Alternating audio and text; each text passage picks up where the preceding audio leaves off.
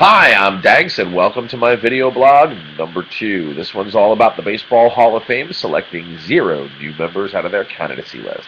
There were a lot of notable names this year. You had Mark McGwire and Barry Bonds, both of those guys, the first of their 15-year possibilities of getting elected into the Hall of Fame.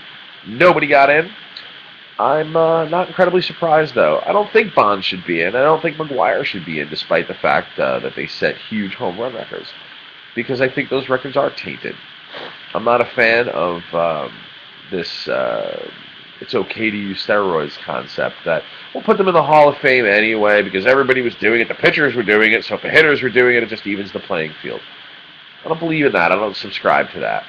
What I do subscribe to is hard work, and I think that when you use steroids, I think that it alters those records. It embarrasses the Lou Gehrigs, the Babe Ruths. It sullies what they've accomplished. It sullies a Pete Rose, who's not even in the Hall of Fame and should be. But this year, 2 names in particular were left out that I was a little disturbed by.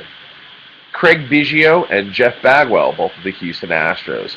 Neither one of those 2 players were accused of using steroids, and even so, they were left out.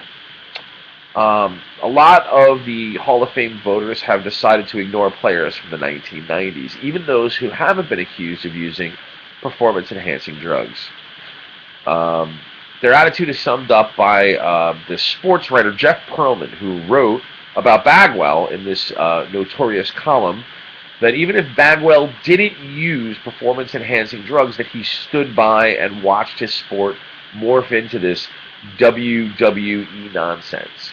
Now, if we're going to start doing that and not allowing guys into the Hall of Fame who knew that players were using it, you're eliminating everybody who played in the 90s.